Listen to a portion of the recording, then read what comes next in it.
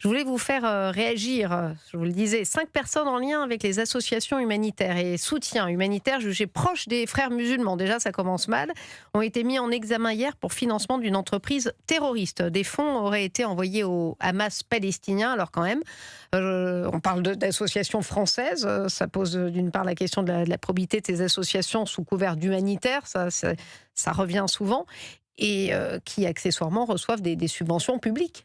Charlotte Dornelas. Là, ce sont 2 associations subventionnées? Alors, il faut que je vérifie cette information, mais enfin, manifestement, il y a quelques millions qui ont été retrouvés. 35 millions d'euros au crédit des différents comptes associatifs, mais en tout cas, ils ont des dons à minima de... Oui, peut-être ont-ils des dons défiscalisés, ce qui est une forme, en effet, de soutien financier de la part de l'État, mais...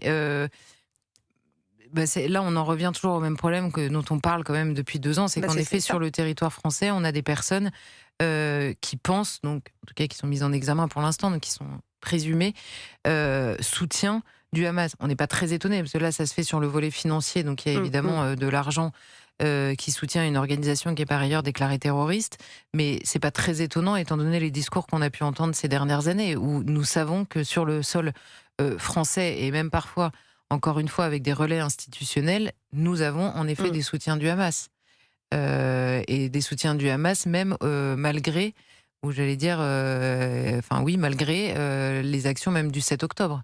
Donc, on n'est pas étonné, mais on peut s'en indigner un petit peu quand même. Non, mais bien sûr, évidemment. Non, mais bien sûr. Mais ce que je veux dire, c'est qu'en effet, il se retrouve sur le terrain financier des relais d'associations. Mais vous savez, c'est un peu la même chose. Je fais le lien avec la question de l'ultra-gauche, c'est que à force de n'avoir identifié qu'une seule menace pour la démocratie tout entière, que l'on a qualifiée d'extrême droite, dans lequel on fait rentrer des choses plus ou moins légitimement, parce que désormais, à chaque fois que vous n'êtes pas progressiste au dernier degré, vous êtes d'extrême droite. C'est sûr que ça fait quand même beaucoup de monde à l'extrême droite, mais quand vous avez identifié ça comme une menace existentielle, que vous faites rentrer dedans de plus en plus de gens, vous êtes occupé toute la journée à lutter contre l'extrême droite et vous n'identifiez plus jamais aucune autre menace sur le terrain de vos principes. C'est pour ça que je disais tout à l'heure, l'examen de conscience, et ça vaut pour absolument tout le monde, je ne fais pas la leçon de morale à un tel ou un tel, mais l'examen de conscience, s'il n'est pas quotidien, il peut être annuel ou mensuel, je ne sais pas, mais que tout le monde se dise quels sont mes principes et est-ce que je suis en accord avec ces principes, surtout dans le commentaire de l'actualité, soit médiatiquement, soit politiquement, parce que vous soulignez tout à l'heure aussi l'engagement médiatique, évidemment, dans ce débat public. Est-ce que je suis en accord avec mes principes? Parfois, on se laisse embarquer par un regard, par une idée sur les choses, par un soutien qu'on n'a pas envie de donner. On a honte de parler de ça, donc on parle plutôt d'autre chose. On est tous un peu tentés par ça, soyons honnêtes. Donc, c'est raison pour laquelle l'examen de conscience est nécessaire. Là, l'examen de conscience collectif est nécessaire sur la place que l'on accorde aux menaces qui sont les nôtres aujourd'hui et qui ne se résument pas simplement au qualificatif extrême droite qui, encore une fois, désormais englobe François Bayrou et même les jours de pluie François Hollande. Donc, si vous voulez, ça devient quand même un peu ridicule.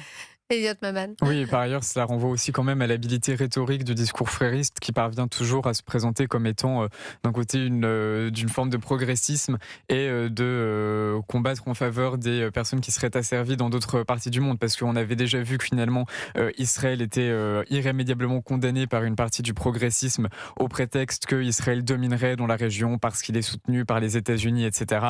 Et ici, on voit qu'on a en réalité des actions humanitaires qui ont des relais institutionnels plus ou moins matérialisées parce qu'apparemment elles ont été soutenues par Thomas Porte qui est député LFI, ou du moins il s'est régulièrement affiché avec les dirigeants de ces associations, et pour autant on voit qu'il y a en effet un échec à véritablement condamner la chose, alors qu'on est quand même dans une menace pour la démocratie qui est tout aussi significative que d'autres menaces qui sont plus régulièrement citées.